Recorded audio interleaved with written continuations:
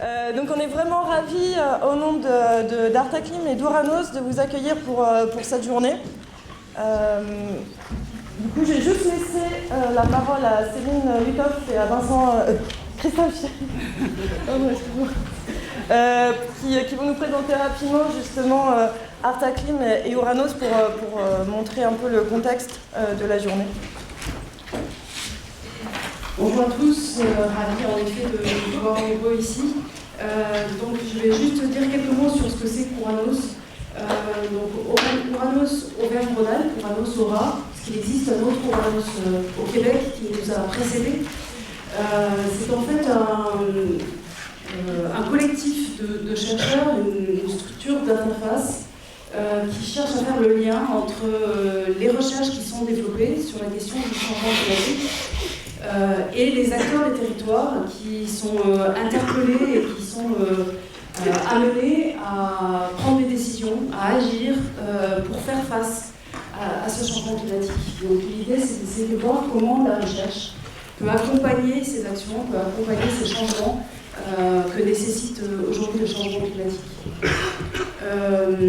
Dans ce cadre-là, on est impliqué dans un certain nombre de projets, dont le projet Artaclim, qui est un projet européen Interreg, qui associe des partenaires à la fois recherche et des acteurs des territoires, des communautés de communes, parcs naturels régionales, etc. Et avec l'objectif de s'interroger sur la manière que les territoires s'adaptent à ce changement climatique au travers de la planification, des outils de planification notamment.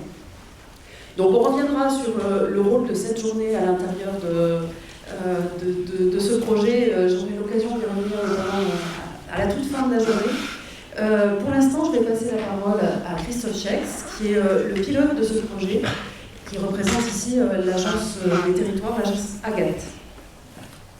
Merci Céline. Bonjour à tous. Alors en fait, moi, j'aimerais, pour bien commencer cette journée, j'aimerais en fait vous citer un philosophe. C'est à la mode en ce moment. David Hume, qui est un philosophe anglais du XVIIIe siècle, et dont une citation est assez connue en fait dans les milieux des passionnés du débat sur le changement climatique, notamment il y a une dizaine d'années. Donc Monsieur Hume, il disait de la simple considération de ce qui est, il est impossible d'inférer ce qui doit être. En gros, je ne vais pas vous laisser comme ça, ça veut dire que malgré, en tout cas ce n'est pas parce que nous avons un état de l'art, des connaissances, des faits, l'expertise scientifique, que la société va réagir en fonction de cela, qu'elle réagira suivant tout un tas d'autres facteurs pour répondre à la problématique qui est exposée, dans notre cas, par la science. Et je trouve que cette journée, en fait, elle s'inscrit parfaitement dans une volonté qu'on pourrait avoir aujourd'hui, un peu de tordre le cou un peu à cette assertion que je trouve finalement assez tragique. Et parce que la communication, en fait, sur les faits scientifiques du changement climatique, c'est quelque chose d'extrêmement important, notamment aussi avec les corollaires sur la sensibilisation, la question de la perception et de la représentation donc des connaissances scientifiques. Et cette communication, justement, elle peut nous permettre, aujourd'hui c'est un bon moyen d'essayer de comprendre comment est-ce qu'on peut mieux associer justement l'expertise scientifique avec les valeurs en fait, qui peuvent nous permettre tous ensemble de comprendre comment on peut faire face à cette fatalité annoncée qu'est le changement climatique, et en même temps, dans cette assertion de Hume qui pourrait nous faire croire que de toute façon, on n'arrivera jamais à faire correspondre l'action avec le constat scientifique. Voilà, donc la communication, c'est justement ici quelque chose qui peut, je pense, nous amener vraiment à essayer d'avancer sur cette question. Donc aujourd'hui, j'espère que ce sera un riche enseignement. Voilà, je tiens à remercier aussi au nom de tous les partenaires d'Artaclim, les organisateurs, les intervenants. Je tiens à vous remercier tous ici. Vous êtes venus en grand nombre. Et puis, je remercie aussi l'Union européenne, voilà, tous les financeurs. Et je vous souhaite une bonne journée. Si jamais vous n'êtes pas présenté en fait à Artaclim, je ne vais pas vous embêter avec ça, mais si vous avez des questions pendant les pauses à midi, moi je suis à votre disposition pour rapidement vous expliquer quels sont les tenants et aboutissants de ce projet. Merci et bonne journée.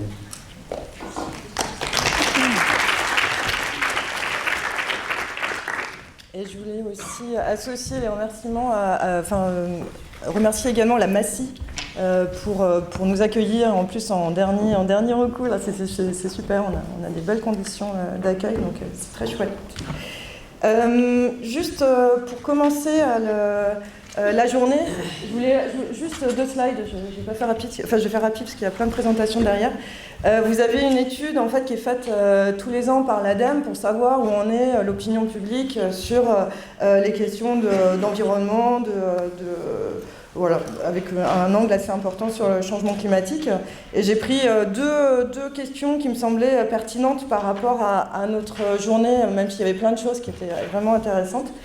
Donc cette question qui dit est-ce que comment vous évaluez en fait la véracité des travaux scientifiques sur le changement climatique?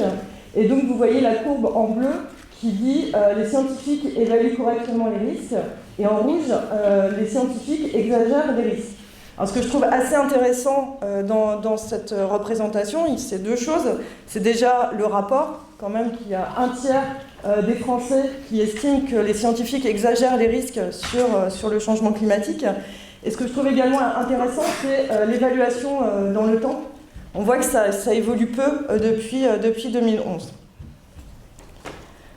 Ensuite, deuxième question qui me semblait pertinente, c'était la médiation des enjeux climatiques. En gros, est-ce que vous estimez qu'on parle trop, pas assez ou suffisamment du changement climatique? Et on voit que les tendances sont quand même intéressantes, puisqu'en bleu, vous avez la courbe, on n'en parle pas assez, en jaune, on en parle suffisamment, et en rouge, on parle trop du changement climatique. Et ce qu'on voit quand même, c'est que cette courbe rouge a largement augmenté cette dernière année, et que, au contraire, la courbe bleue, on n'en parle pas assez, et on va dire dans des tendances plutôt descendantes. Donc ça interroge, je pense, en tout cas, nos pratiques. Est-ce qu'on parle trop et peut-être pas suffisamment bien, et comment pouvoir associer tout ça?